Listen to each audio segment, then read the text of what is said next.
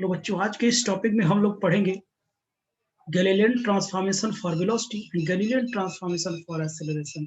तो इससे पहले हमने पढ़ा गैलीलियन ट्रांसफॉर्मेशन, तो इस पर ये प्रॉब्लम होंगे, एप्लीकेशंस होंगे। ठीक, तो आइए देखते हैं। तो आइए बच्चों, तो ये हमारी heading Galilean transformation for velocity and Galilean transformation for acceleration. Okay, तो ये देखिए, जनरल ट्रांसफॉर्मेशन फॉर वेलोसिटी आपने अभी पढ़ा। In general Galilean transformation is given by, तो क्या पढ़ा आपने? R dash vector will be equals to R vector minus कितना वीटी। ठीक, ये पढ़ा आपने। अब इसी को हम क्या करते हैं? डिफरेंशिएट करते हैं। Differentiate with respect to time. अगर टाइम के रिस्पेक्ट में डिफरेंशिएट कर दिया जाए तो क्या होगा? D R dash vector by D T will be equals to D R vector by D T. और इसका टी के रिस्पेक्ट में करूंगा, टी तो चला जाएगा। और इसको मैं क्या रिप्रेजेंट कर देता हूँ? यू डैश से। यू डैश से, क्योंकि वी मैं ले चुका। U dash will be equal to vector U minus V. ठीक, तो ये हो जाएगा। अब देखिए, where U dash and U are the velocity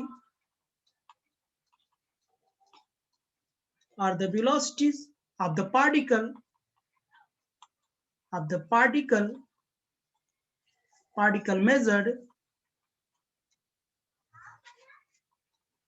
measured in s dash and s frame of reference।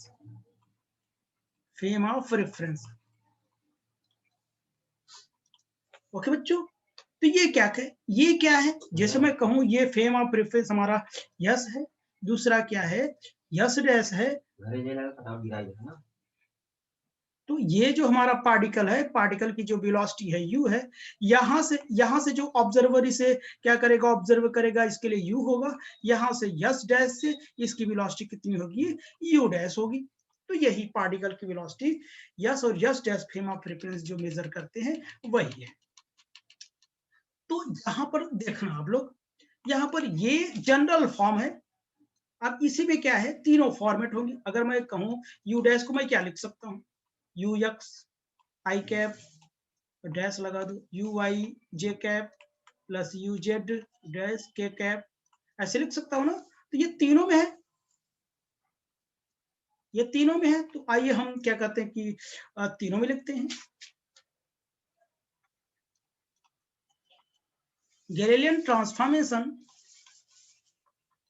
Transformation for velocity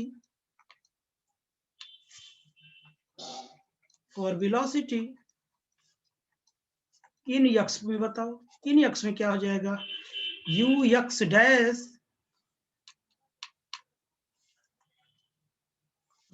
dash minus u बराबर u minus v X minus v X. In Y में बताओ भैया, u Y dash u Y minus v Y. In Z में बताओ कितना हो जाएगा? U Z बराबर यू जेड माइनस कितना हो जाएगा? V Z. ये तीनों इक्वेशन हो जाएंगे, ठीक है ना। अभी तो हमने क्या बताया? केवल एक जनरल फॉर्म में बता दिया था। अब ये तीनों में हो गया, एक्स में, वाई में, जेड में। ठीक, तो ये हो गया। अगर मैं यहाँ केस करूं, अगर केस में यहाँ पे लिखूं, ये मैं कहूं आपसे, अगर मैं ये कह दूं कि जो हमारा फ्रेम है केवल एक्स एक्सिस में मूव कर रहा है, if frame yes dash moving along x axis, x axis में मूव कर रहा है, इसका मतलब क्या है? यू वाई जीरो है और वी जेड यू जेड जो है वो भी जीरो है, और एक्स में जो फ्रेम ऑफ रेफरेंस वो भी वेलोसिटी जीरो है। यानी पार्टिकल केवल एक्स में क्या कर रहा है? एग्जिस्ट कर रहा है, एक्स एक्सिस में केवल एग्जिस्ट कर रहा है। तो केवल हमारा यही इक्वेशन बचेगा, u dash X u X minus कितना? U X. क्योंकि वाई जेड में क्या है, 0 है। ठीक है ना। तो ये बात हो गई इक्वेशन। अब देखना इसका मतलब क्या, the velocity of a particle has different values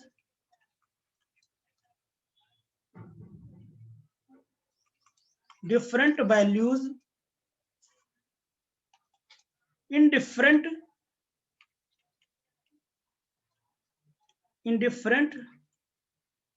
inertial frames, यानी अलग अलग इनर्शियल फ्रेम में ये अलग अलग होगा। इसका मतलब क्या है पता है, जो वेलोसिटी होता है वो इनवेरिएंट होता है।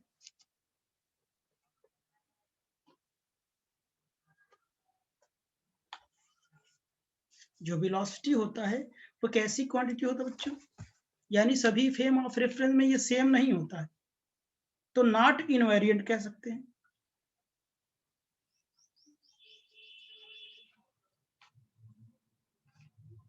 अब बताओ क्या कह दूं, क्या कह दूं, वेलोसिटी इज नॉट इनवेरिएंट। अगर वही आ जाए तो इनवेरिएंट कहा जाता है, आगे मैं बताऊंगा, ठीक है ना। स्टार करके लिखियो। thus the velocity is not invariant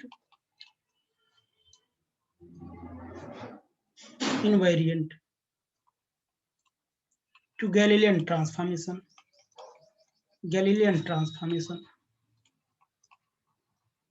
आप टेंशन ना लीजिए, इनवेरिएंट क्या होता है ये भी पढ़ाऊंगा।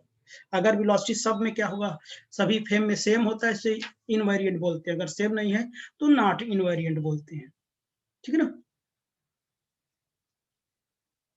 तो इनवेरिएंट भी पढ़ाऊंगा और उस पर प्रॉब्लम्स भी लगवाऊंगा, तो आप टेंशन ना लीजिए।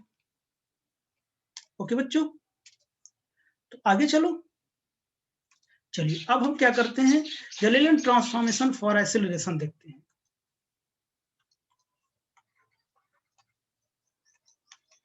Galilean transformation for acceleration.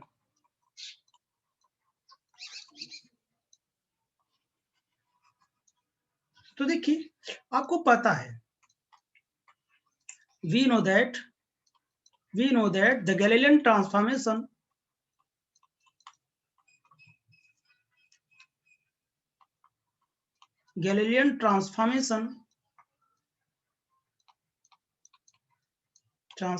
for velocity is कितना था बोलो, u dash vector will be equal to u vector minus p vector। यही था ना। इसको डिफरेंशिएट करता हूं एक्सीलरेशन बनाने के लिए। डिफरेंशिएट विद रिस्पेक्ट टू क्या, टाइम के रिस्पेक्ट में डिफरेंशिएट करता हूं। u dash vector by dt, du dash vector by dt will be equals to du vector by dt minus ये 0 होगा, क्यों, कांस्टेंट वेलोसिटी से चल रहा था जो यस डैश फ्रेम था, ठीक है ना। तो ये 0 हो जाएगा, यानी कितना, इसे मैं क्या लिख सकता हूं, ए डैश लिख सकता हूं, ए डैश वेक्टर बराबर ए वेक्टर, और ये 0 हो जाएगा। तो देखिए जो एक्सेलरेशन है सभी फ्रेम में सेम है क्या, जब सेम है तो ये क्या होगा, इनवेरिएंट होगा। अगर कोई भी फिजिकल क्वांटिटी एक इनर्शियल फ्रेम में दूसरे इनर्शियल फ्रेम में सेम आती है, इसे इनवेरिएंट कहते हैं। जो सेम नहीं होता नॉन इनवेरिएंट होता, और इसे मैं पढ़ाऊंगा भी। ओके, तो टेंशन नहीं लेना है हमें। ओके बच्चों, तो देखना अगर मुझे इन यक्स में देखना हो तो, कितना हो जाएगा, X dash will be equal to X, और y में a Y dash will be equal to a Y, a dash will be equal to a Z. ये तीनों में भी देख सकते हैं आप, चाहे x में, y में, z में भी हो, ठीक। अच्छा अब आप देख रहे हैं जो एक्सेलरेशन है सभी में क्या है, सेम है, ठीक है ना। The acceleration is same in all inertial frame so acceleration is invariant